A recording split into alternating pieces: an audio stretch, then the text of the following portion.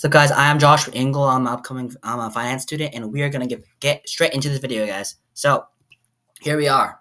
So what are you here to came for? Let's go over the quick market sentiment right now. Iran confirms missile attacks in the United States, military base in Qatar. Right now, this is real news happening right now. People may have bad sentiment. This could be happening, but if we look at the fear and greed index, everything is doing okay. The stock market is actually doing pretty well. S&P is up on the day, and we don't need to believe everything we see on the internet, guys. But we want 2 times less risk, but we still want the growth of like something like the QQQ. We want the growth, but we also want less risk. So that's where I introduced the VFLO, Victor Shares Free Cash Flow ETF, and my favorite ETF of all time right here. So let's get into it. So we want diversification, and in an ETF, we want diversification. So diversification comes in with this. So if you're holding S&P 500, you can also add this to diversify. And the free cash flow. So what is free cash flow? This is a free cash flow ETF. The cash a company generates after accounting for cash outflows to support operations and maintain capital assets. For example, if Apple is going to spend money on utilities and stuff like that, that's going to be in their outflows because they're spending money on inflows is the revenue. But we can't just focus on total revenue or inflow because that can be skewed by different numbers and stuff like that. So that's why a majority of people think that free cash flow is actually better than book value, better than revenue or income. So how does this ETF work? Let's get into the basics. Start in the universe. Pick the 400 largest companies, the most profitable companies, and then when we break it down. Next, we have free cash flow screening. We screen 4 different levels of screening. It's actually 5, but I'll explain that one after. We screen 75 highest free cash flow yields, my favorite metric. So these companies have the highest free cash flow after the inflows, after all their expenses. They have the biggest amount of cash left. Why do we want this? Because these companies are efficient.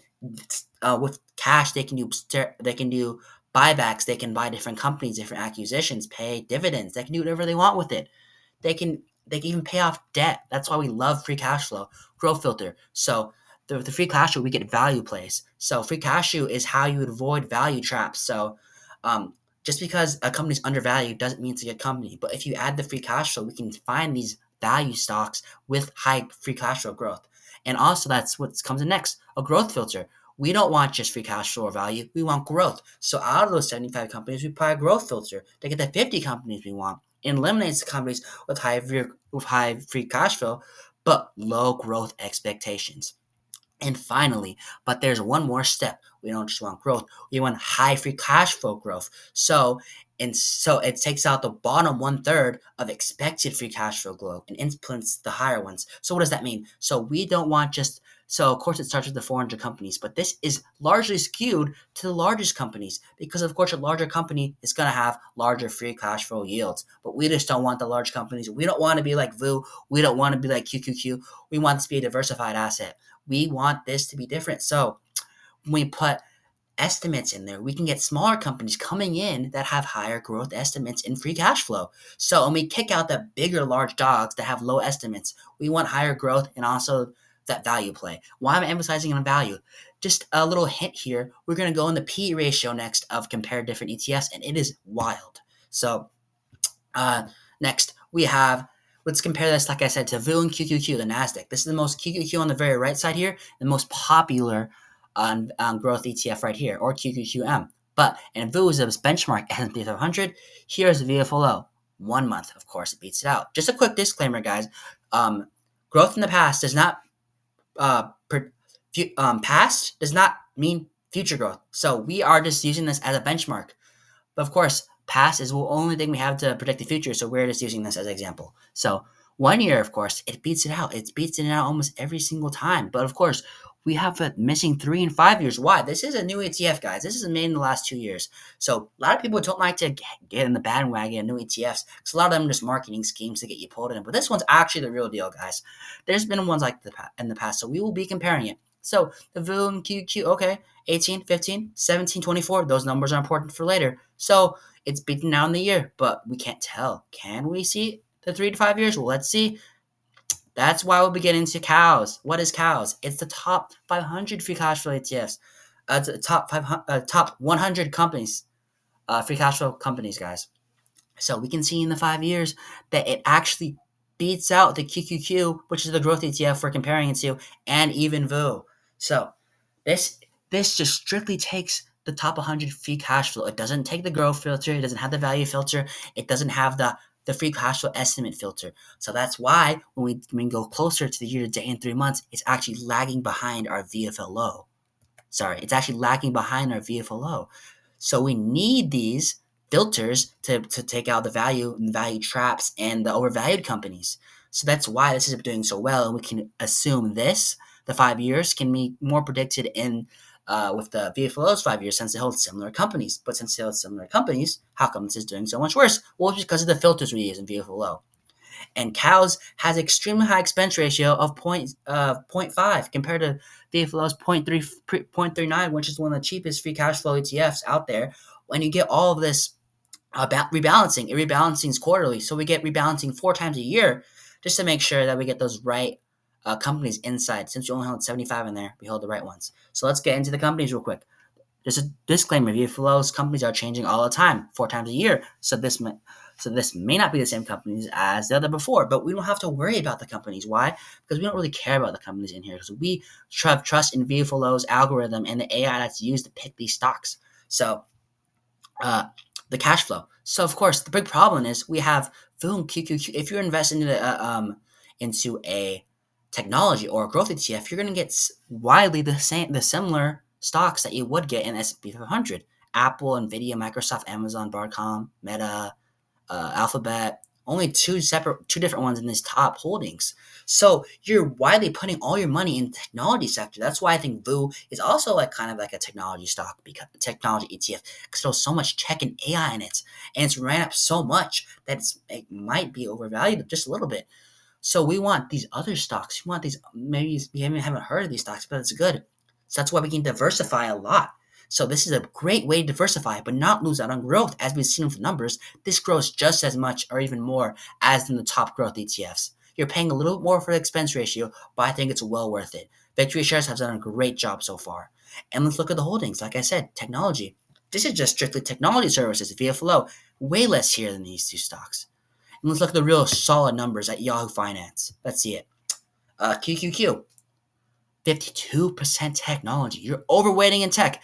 It's not a bad thing. My personal strategy is I like to overweight in what's going to do well. Some people like to invest in small caps or international stocks for diversification, but I think that's fake diversification because you're getting in these assets that don't appreciate as much as like something that's high growth. So might as well just play into what's going to do well in long term. But we don't want to go overweight. This is crazy. 31% in the whole S&P 500. That's a lot. So and health. So we go in VFLO, but it's a growth ETF, right? With free cash flow. But we have healthcare, consumer cyclicals. That's like Procter & Gamble and J&J, right? Those are two sectors. Those are these are considered safer, more even dare I say recession-proof sectors right here, and energy and other technologies, utilities. But I just wanted to get to where it's technology. 17%. That's almost half as much as VU and way less than QQQ. So we are going to be taking our money. So this is what I mean by diversification. We don't want to just hold VFLO. We already have, if you're a good investor, you're going to be holding the S&P 500, or if you want to do single stocks, you hold single stocks, but then we can add VFLO as a little slice. This is what I do. I hold VFLO as a slice to get out of tech and into these other companies, maybe these undervalued companies with high free cash flow yields and high growth that maybe you wouldn't hold on your own. So maybe these companies have very small holdings in VU or not even all in QQQ because they're not tech.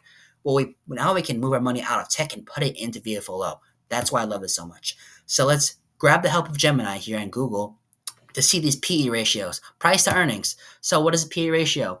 The ratio indicates how much investors are willing to pay for each dollar of a company's earnings. Higher PE ratio suggests investors are expected to higher future earnings growth, but also potentially overvalued. QQQ 35.86. If you have no idea what a PE ratio, you have no idea if this is high or low. That's why we have something to compare it to.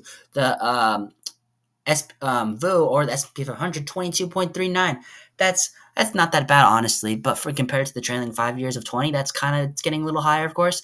And put into perspective, the Max 7 has probably an average run of 30. So this is not too bad compared to the highest companies. But then we take in VFLO, and it's a straight comparison with a different growth stock, QQQ, 35 compared to 13.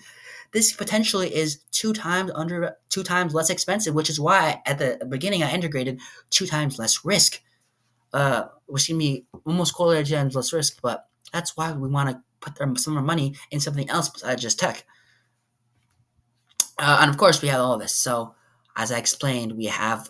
So, to go reiterate over it, we have the growth filter, we have the value filter, we have the projected estimated filter, estimated free cash flow filter, and we everything the as of right now, the stocks it holds or the stocks it picks quarterly has an average of 13.5% PE ratio, price to earnings, which is extremely low compared to the so these we can even dare I say this growth ETF is undervalued.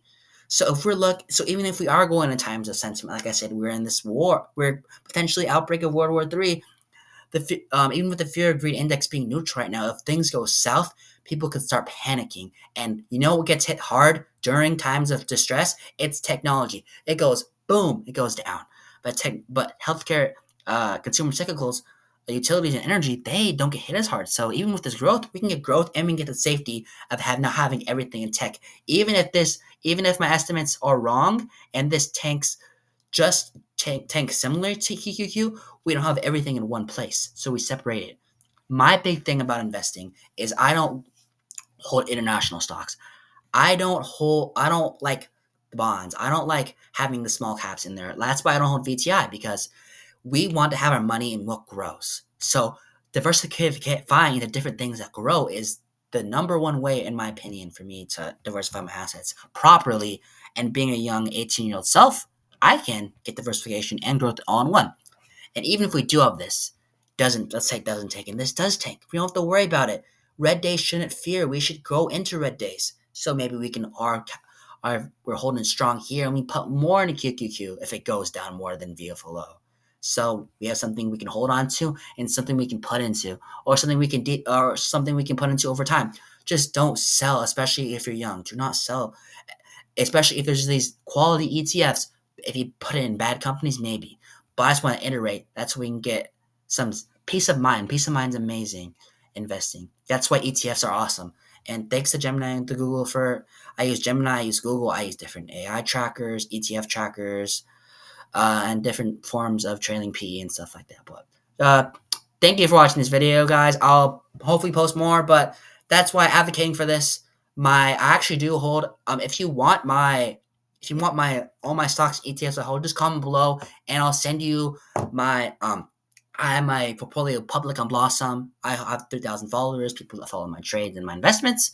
So thank you so much, and have a nice day, guys. Just invest smart, stay strong, DCA, and have a nice day.